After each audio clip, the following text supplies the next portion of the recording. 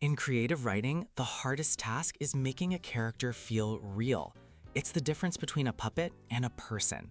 The secret isn't to analyze them like you would for an essay, it's to inhabit their consciousness, to think and speak as they would. But how do you get inside a character who's already been analyzed to death? Here's a powerful strategy. Ignore the hero. Pick a minor character.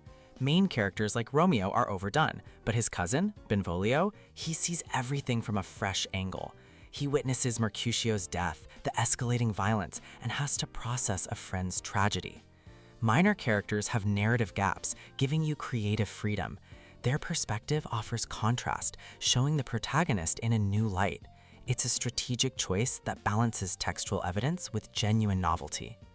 To truly inhabit them, you become a detective. Create a detailed psychological profile.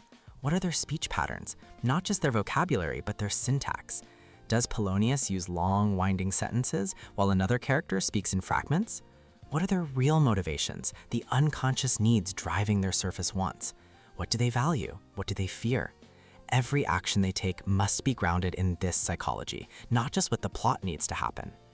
Ultimately, the biggest pitfall is making the character sound like you. This deep analysis is your defense. When you know a character's internal logic, their habits, and their private fears, you can write from inside their head. The reader stops seeing an author pulling the strings. They just see the character fully alive on the page.